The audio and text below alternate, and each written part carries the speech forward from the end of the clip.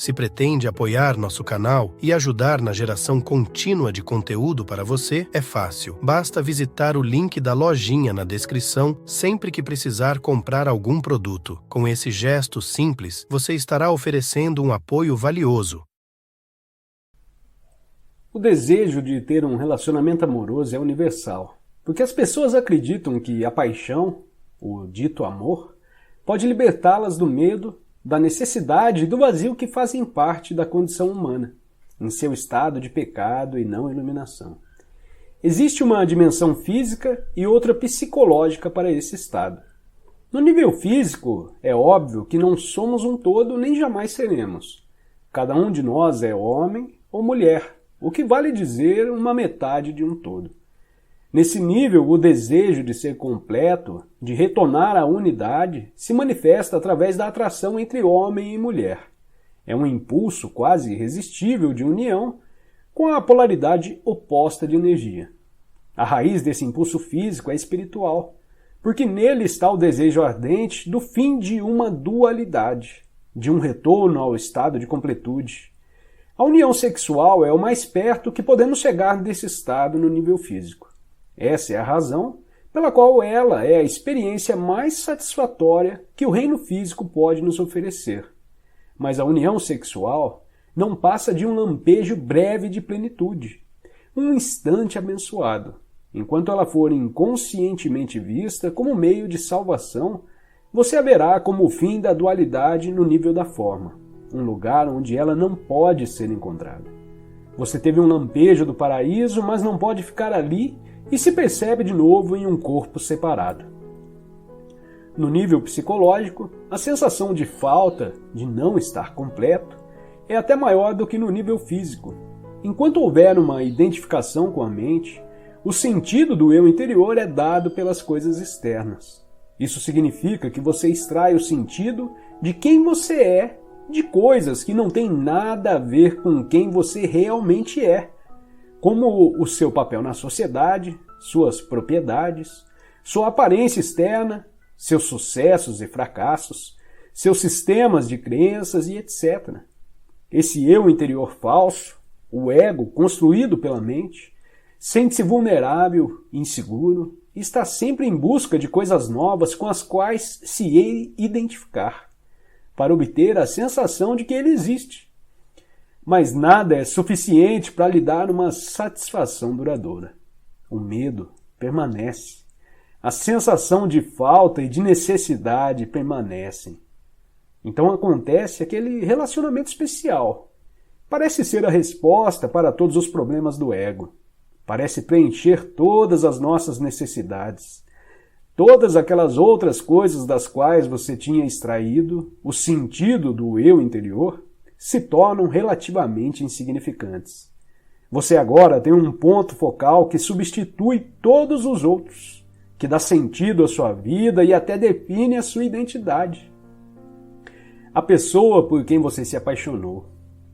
Você não é mais um fragmento isolado em um mundo insensível. Seu mundo agora tem um centro, a pessoa amada. O fato de que o centro está fora de você e, portanto, você ainda tem um sentido de eu interior derivado das coisas externas. Parece não importar muito num primeiro momento. O que importa é que aquelas sensações de medo, falta, vazio e insatisfação não estão mais presentes. Ou será que estão? Será que elas desapareceram ou continuam a existir por baixo da aparente felicidade? Se em seus relacionamentos você vivenciou tanto o amor quanto o seu oposto, então é provável que você esteja confundindo o apego do ego e a dependência com o amor. Não se pode amar alguém em um momento e atacar essa pessoa no momento seguinte. O verdadeiro amor não tem oposto. Se o seu amor tem um oposto, então não é amor, mas uma grande necessidade do ego de obter um sentido mais profundo e mais completo do eu interior. Uma necessidade que a outra pessoa preenche temporariamente. É uma forma de substituição que o ego encontrou e por um curto período ela parece ser mesmo a salvação. Chega então um momento em que o outro passa a se comportar de um modo que deixa de preencher as suas necessidades, ou melhor, as necessidades do nosso ego. As sensações de medo, sofrimento e falta, que estavam encobertas pelo relacionamento amoroso, voltam a aparecer, como acontece com qualquer vício. Ficamos muito bem enquanto a droga está disponível, mas chega no momento em que a droga não funciona mais. Quando essas dolorosas sensações de medo reaparecem, nós as sentimos mais fortes do que antes e passamos a ver o outro como a causa de todas essas sensações. Isso significa que estamos projetando no outro essas sensações, por isso nós o agredimos com toda a violência que é parte do nosso sofrimento. Essa agressão pode despertar o sofrimento do outro, que é induzido a contra-atacar. Nesse ponto, o ego ainda está inconscientemente esperando que a agressão ou a tentativa de manipulação seja suficiente para levar o outro a mudar o comportamento, de forma que possa usá-lo de novo para encobrir seu sofrimento. Todo vício surge de uma recusa inconsciente de encararmos nossos próprios sofrimentos. Todo vício começa no sofrimento e termina nele. Qualquer que seja o vício, álcool, comida, drogas legais ou ilegais, ou mesmo uma pessoa, ele é um meio que usamos para encobrir o sofrimento. Essa é a razão por que, passada a euforia inicial, existe tanta infelicidade, tanto sofrimento nos relacionamentos íntimos. Eles não causam o sofrimento e a infelicidade, eles atrasem a superfície. O sofrimento e a infelicidade que já estão dentro de nós. Todo vício faz isso. Todo vício chega a um ponto em que já não funciona mais para nós e então sentimos o sofrimento mais forte do que nunca. Essa é uma razão pela qual muitas pessoas estão sempre tentando escapar do momento presente e buscando algum tipo de salvação no futuro. A primeira coisa que devem encontrar, caso focalizem a atenção no agora, é o próprio sofrimento que carregam, e é isso que mais temem. Se ao menos soubessem como no agora, é fácil acessar o poder da presença que dissolve o passado e o sofrimento. Se ao menos soubessem como estão perto da própria realidade, como estão perto de Deus. Evitar se relacionar com uma tentativa de evitar o sofrimento também não é a resposta. O sofrimento está lá de qualquer jeito.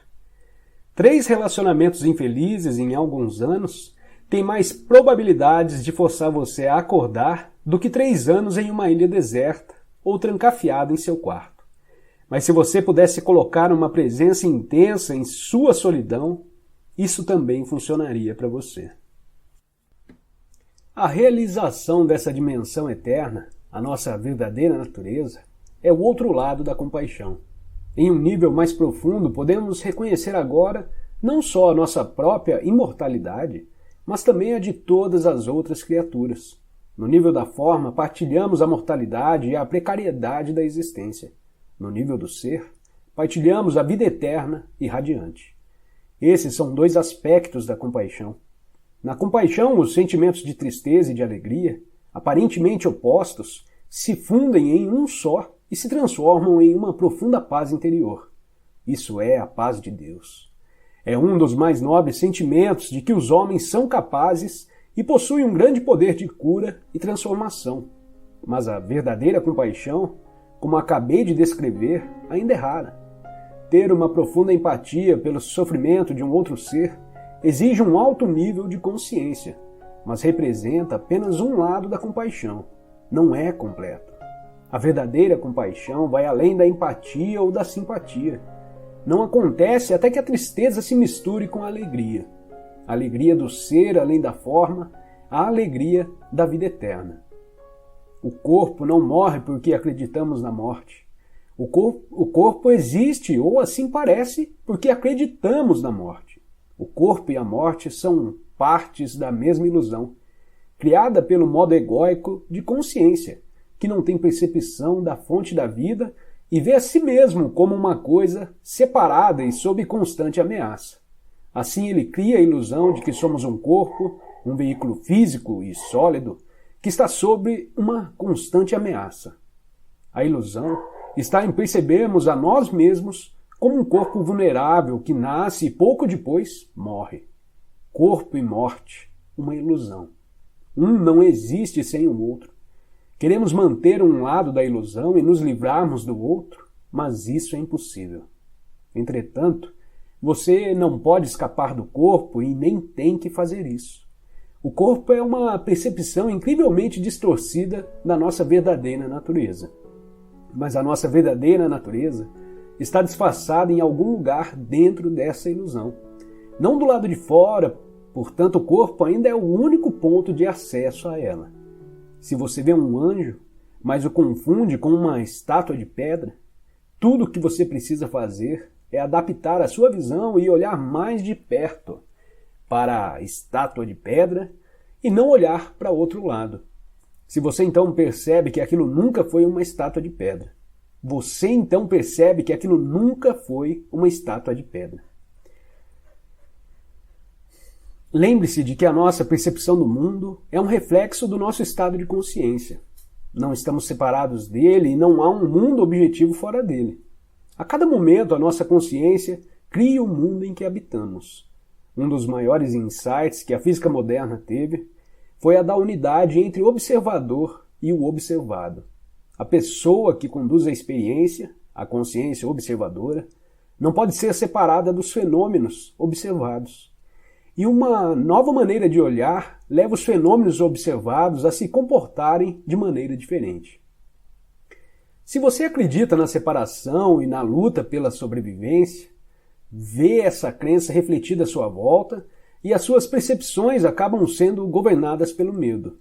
Você vive num mundo de morte, lutas, uns atacando e matando os outros. Nada é o que parece ser. O mundo que você criou e vê através da mente pode parecer um lugar bem imperfeito, até mesmo um vale de lágrimas. Mas o que quer que você perceba é somente uma espécie de símbolo, como uma imagem em um sonho. É o jeito pelo qual a sua consciência interpreta e interage com a dança de energia molecular do universo. Essa energia é o material bruto da assim chamada realidade física. Você a vê em termos de corpos e de nascimento e morte, ou como uma luta pela sobrevivência. Existe um número infinito de interpretações diferentes, de mundos completamente diferentes, e tudo dependendo do que a consciência percebe. Cada ser é um ponto focal da consciência e cada ponto focal cria o seu próprio mundo, embora todos esses mundos se interliguem. Existe um mundo humano, um mundo das formigas, um mundo dos golfinhos e etc. Existem incontáveis seres cuja frequência de consciência é tão diferente da nossa que provavelmente não temos consciência da existência deles, assim como eles não têm consciência da nossa. Seres altamente conscientes da ligação que mantém com a fonte habitam um mundo que para nós pareceria como um domínio celeste, mas ainda assim, todos os mundos são basicamente um só. No momento em que a consciência humana coletiva estiver se transformado, a natureza e o reino animal irão refletir essa transformação. Aqui está a afirmação da Bíblia de que no futuro o leão vai se deitar ao lado da ovelha. Isso aponta para a possibilidade de um ordenamento da realidade completamente diferente.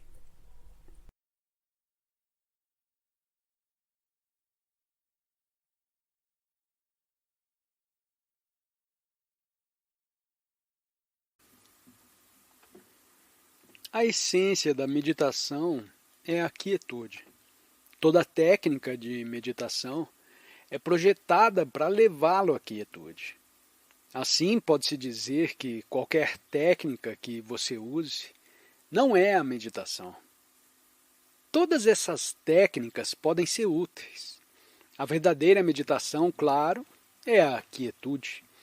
Então não precisamos mais chamá-la de meditação, porque estar ciente da quietude é o surgimento do seu estado natural. Poderíamos chamar isso de seu estado natural de conexão.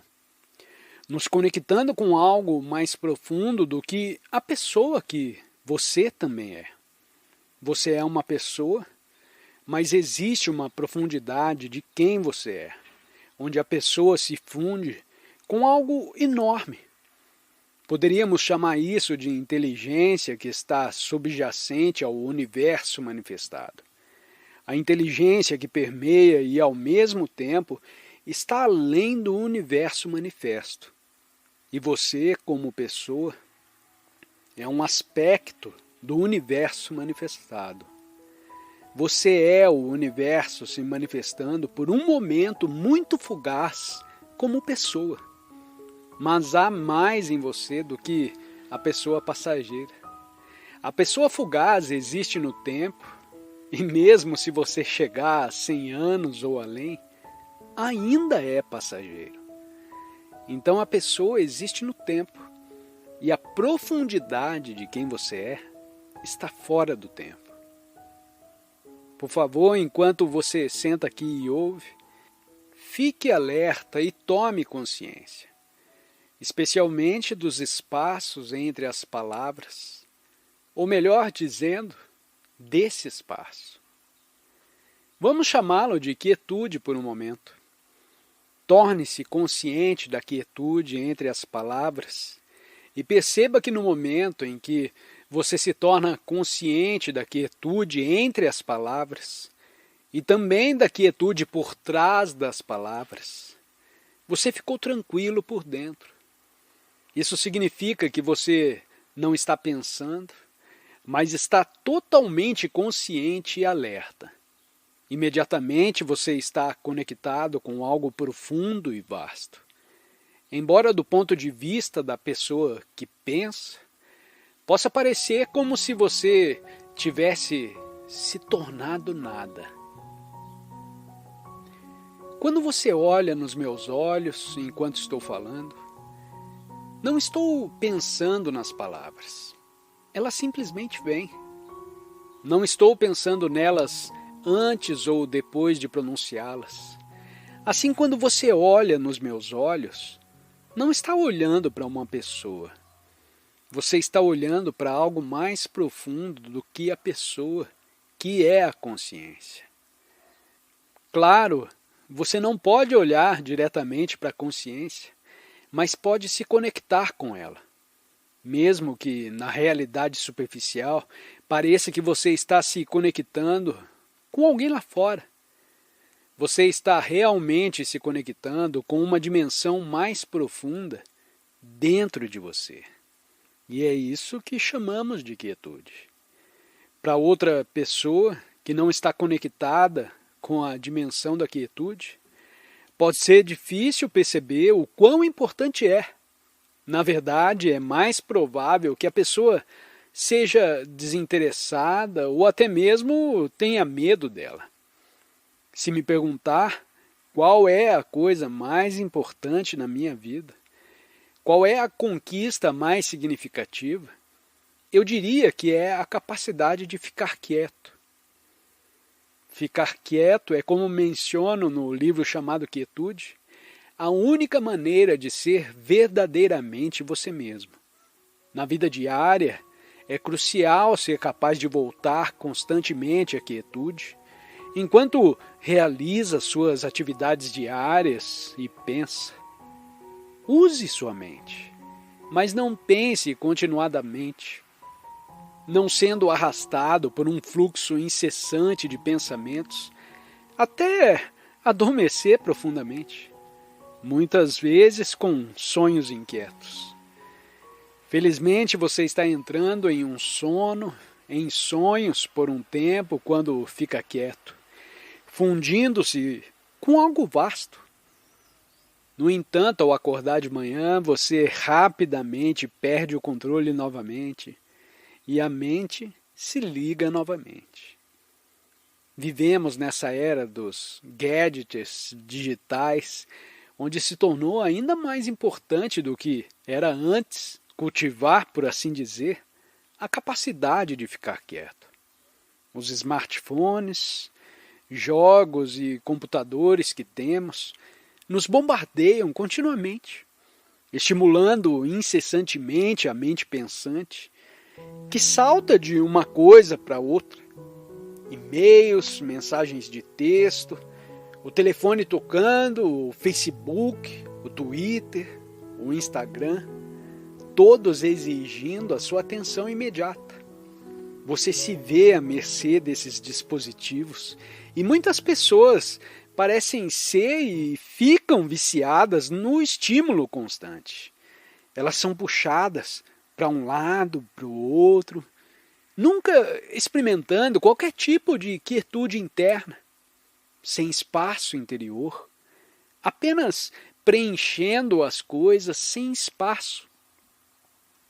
Inevitavelmente, após um tempo, elas se sentem esgotadas, mas ainda assim não conseguem parar. Os jovens acham cada vez mais difícil se concentrar em qualquer coisa por muito tempo, mais do que alguns segundos, porque foram condicionados a sempre buscar a próxima coisa. Eles nunca conseguem ficar com nada por mais de alguns segundos. Agora chamam isso de uma doença que precisa ser tratada com drogas, o transtorno de déficit de atenção. Qual é a resposta? Lhes dê drogas. Nesse momento é ainda mais importante ter a capacidade de ficar quieto, mesmo enquanto você está pensando. Entre seus pensamentos, volte à quietude. Quando você fala com alguém, enquanto ouve, esteja presente e alerta. Seja apenas aquele campo de atenção enquanto ouve. Quando você olha para algo na natureza, um céu, uma árvore, esteja em quietude. Você sabe que está em quietude, mas não está dizendo em sua mente, eu ainda estou. Em vez disso, pode se sentir como a própria quietude. Assim, a coisa mais importante em sua vida é se familiarizar com a quietude e tê-la como sua constante companheira, por assim dizer, seu melhor amigo. Isso é o despertar espiritual, o que significa simplesmente não estar completamente identificado com cada pensamento ou emoção que surge. É perceber que há algo mais em quem você é do que os pensamentos e emoções que surgem continuamente, assim como as percepções sensoriais. Há mais em você do que isso.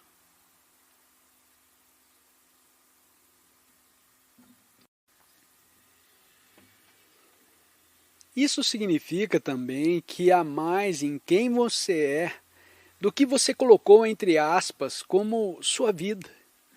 Há mais em quem você é do que o que você convencionalmente considera ser a minha vida. Sua situação de vida, o que está acontecendo em sua vida, seus relacionamentos, seu trabalho, onde você mora, suas finanças, sua saúde. Essas coisas compõem a sua vida. Elas são a vida da pessoa, mas são completamente insignificantes. Isso não quer dizer que não tenham importância. Como eu já disse em algum lugar antes, claro que importa se você é financeiramente pobre ou vive em abundância. Faz diferença. E a maioria das pessoas provavelmente escolheria a abundância. Exceto pelos ardentes buscadores espirituais que acreditam que, ao escolher a pobreza, podem descobrir, encontrar Deus ou tornar-se espiritualmente despertos. Claro, se não houver garantia de que escolher a pobreza os despertará espiritualmente, na maioria dos casos não o faz. Para aqueles que a praticam, a verdadeira pobreza não deve ser identificada com nada no mundo da forma. Não se deve derivar o senso de identidade apenas das coisas que possui, mas também não de qualquer autoimagem em sua mente. É possível possuir apenas uma tanga e uma tigela de mendicância e ainda assim estar identificado com uma imagem em sua mente de quem você é. Um ser espiritual altamente avançado, infinitamente superior a todas essas pessoas tolas que ainda estão identificadas com posses e outras coisas. No momento em que isso acontece, você não é verdadeiramente pobre. Ainda é rico em identificação com quem você é. O que é mais pesado do que qualquer posse externa e imagem mental de quem você é.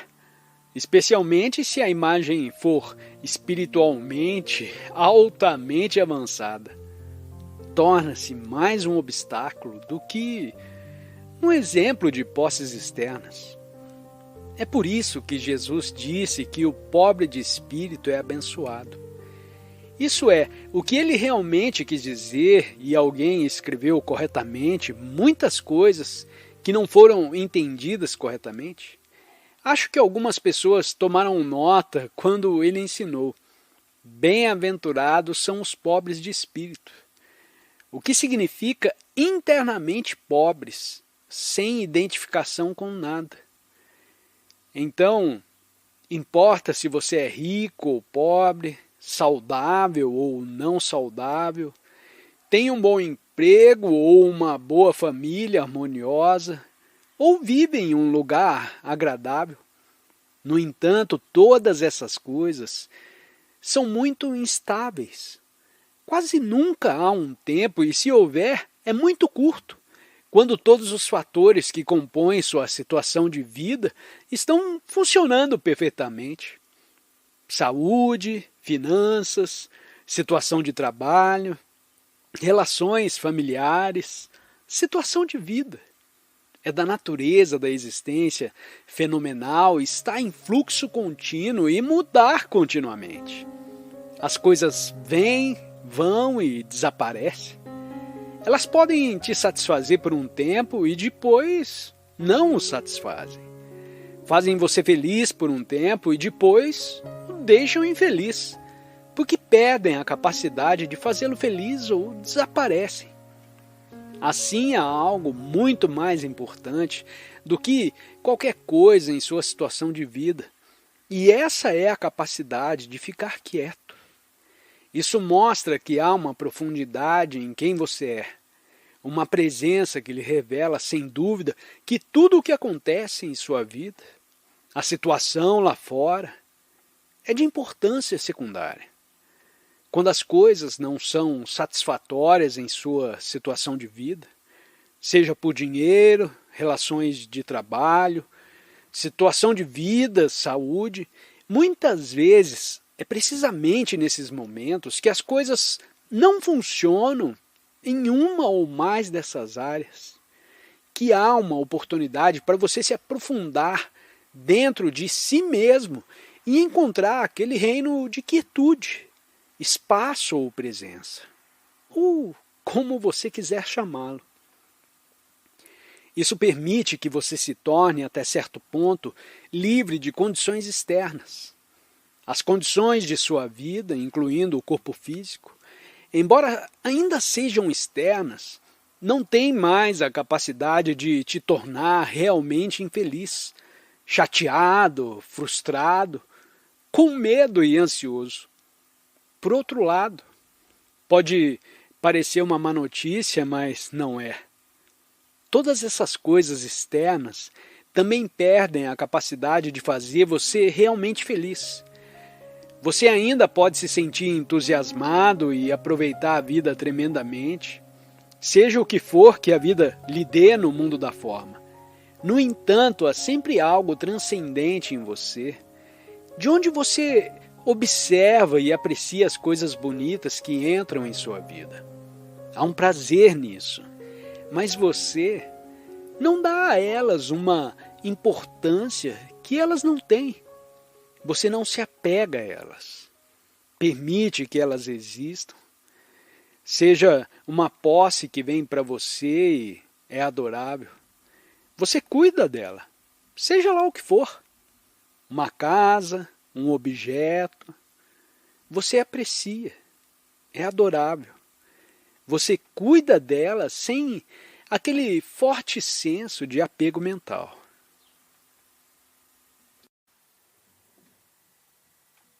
Muitas pessoas que não estão despertas estão fortemente identificadas com sua forma física, e esse é apenas o nível 1 de sua identidade de forma.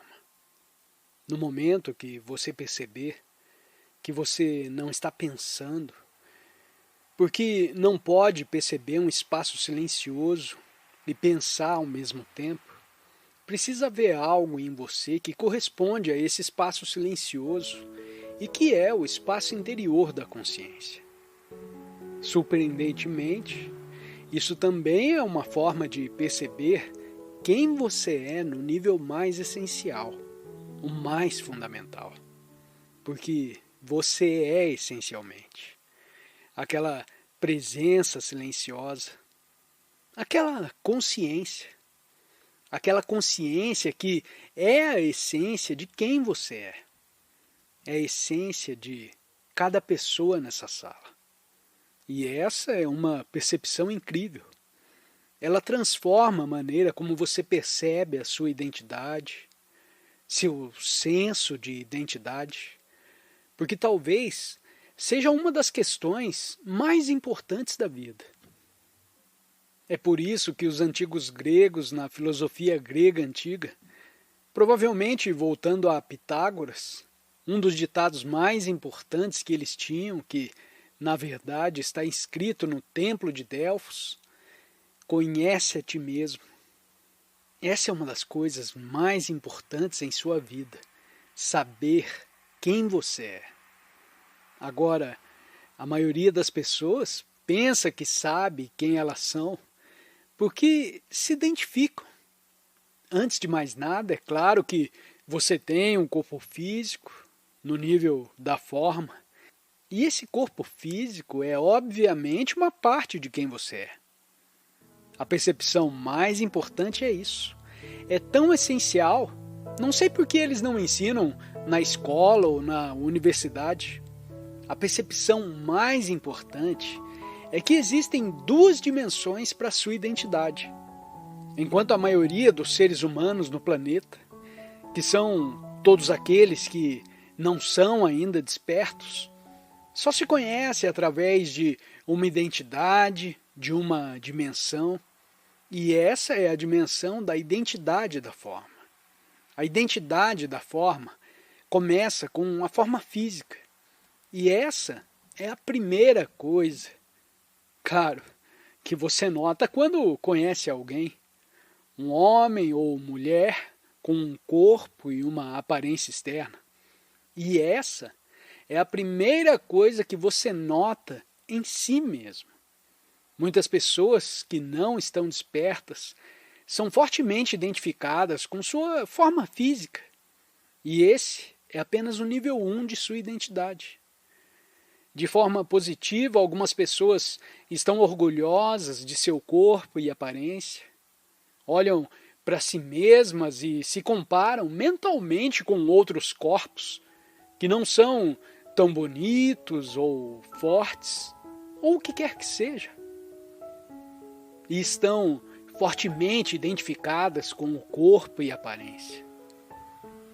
Tudo isso pode ser identificado negativamente como estar muito infeliz com a aparência do corpo. Isso é amplificado nos dias de hoje, através da tecnologia que os humanos desenvolveram. As selfies são muito populares nos dias de hoje e geralmente mostram aspectos do seu corpo ou aparência. Então você os envia para o maior número de pessoas possível. Então todos os seus amigos, incluindo centenas de pessoas que talvez você nunca conheceu, olham para o seu corpo ou aparência externa e se sentem mal porque você parece tão feliz, o que os deixa ainda mais infelizes do que já estavam. Para compensar isso, eles também pegam o telefone e tiram uma selfie para se sentirem bem. Você pode encontrar um fundo que faz as pessoas sentirem inveja, ou se mostra em um restaurante tendo uma refeição incrível. essas coisas podem te manter ocupado e relativamente feliz nessa dimensão. Claro, mais cedo ou mais tarde, chega uma hora em que o corpo muda e a sua aparência estranhamente muda. E você pode pensar que os espelhos não são mais tão bons quanto costumavam ser, porque você não parece o mesmo de antes.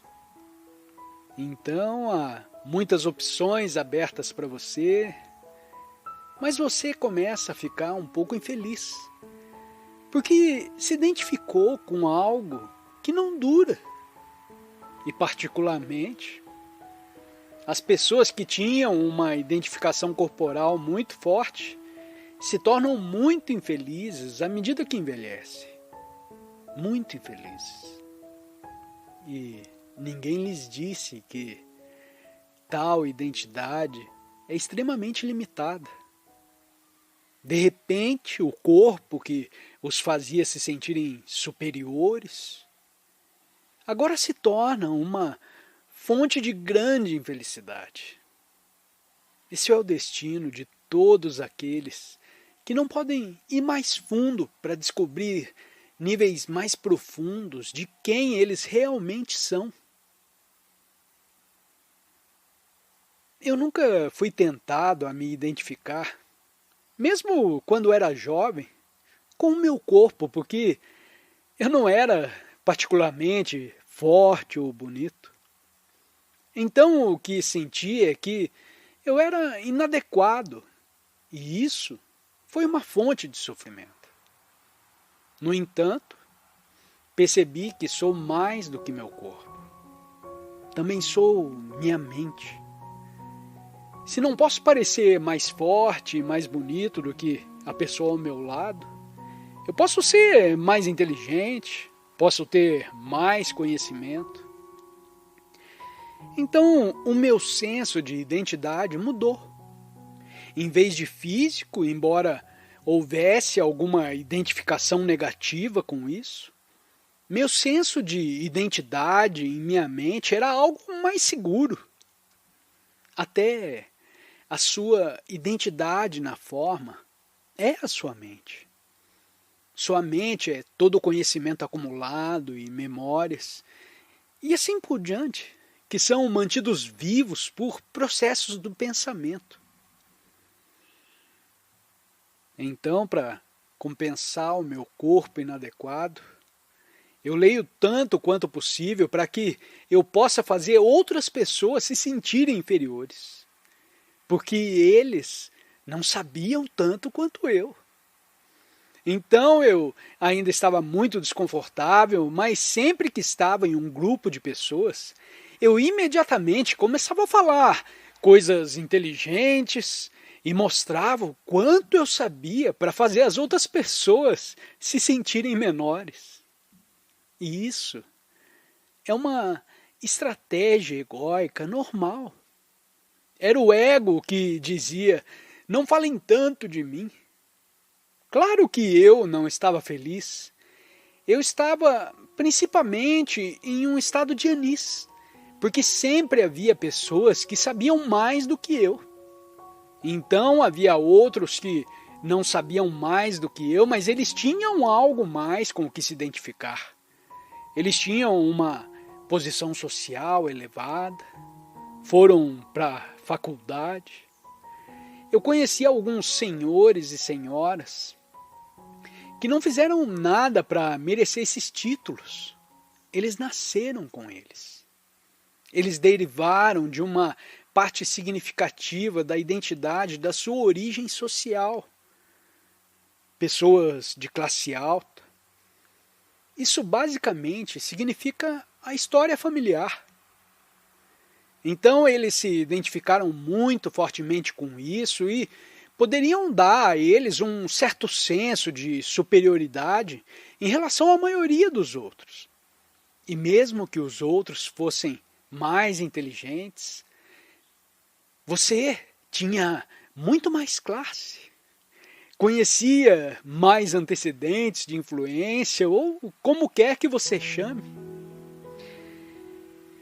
Embora estejamos usando o idioma inglês na Inglaterra, mesmo a maneira como você fala, o seu sotaque, você imediatamente mostrará aos outros, talvez um pouco menos hoje em dia, mas quando eu era jovem e morava na Inglaterra, no momento em que você abria a boca, as pessoas já te julgavam sobre a sua classe social. Você era de classe trabalhadora, você era de classe média alta, e por isso muitos, é claro, fingiam tentar parecer ter uma classe alta. E de uma forma exagerada, isso é algo meio embaraçoso. Mas eles acharam que funcionou. As pessoas estão procurando por uma identidade. E o senso de identidade nunca é satisfatório. Elas estão sempre buscando por mais. Elas estão procurando por algo para fortalecer o seu senso de identidade. Fortalecer o senso de quem eles são. E o ego, basicamente, é isso. É exatamente isso que o ego é. É isso que ele quer. Ele quer ter um senso de identidade baseado na mente, baseado nas emoções que refletem a mente condicionada. Quando se fala de um grande ego, esse ego são pessoas que são muito destacadas na vida. Elas têm um ego enorme. Pensam que são as maiores e as mais maravilhosas e superiores a todo mundo. Isso pode ser um aspecto do ego. Mas há também um outro ego. Se você não tem material suficiente para se identificar, se você não tem maneiras de não ter mais conhecimento do que a maioria das pessoas, se você não tem um ótimo corpo ou aparência, se você não tem histórico de classe social, se você não tem posses, o que você faz então? Com o que você se identifica? Oh meu Deus, quem sou eu? Então o ego será muito inteligentemente salvo para uma espécie de identidade de vítima.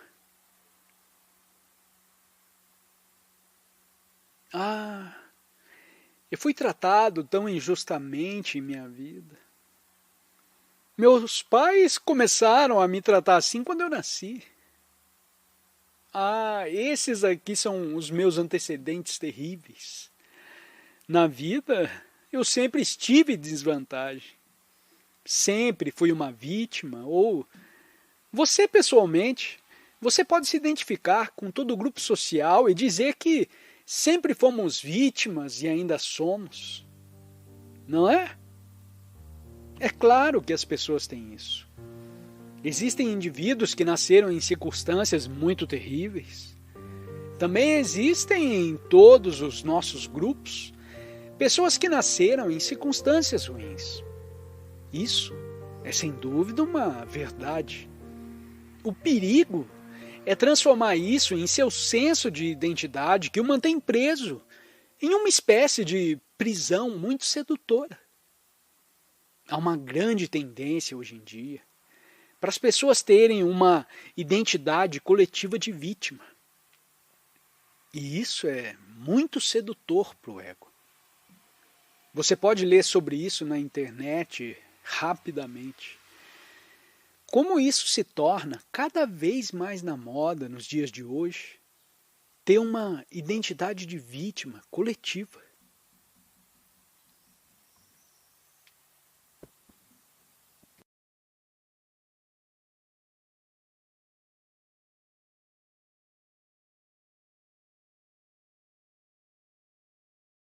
Se pretende apoiar nosso canal e ajudar na geração contínua de conteúdo para você, é fácil. Basta visitar o link da lojinha na descrição sempre que precisar comprar algum produto. Com esse gesto simples, você estará oferecendo um apoio valioso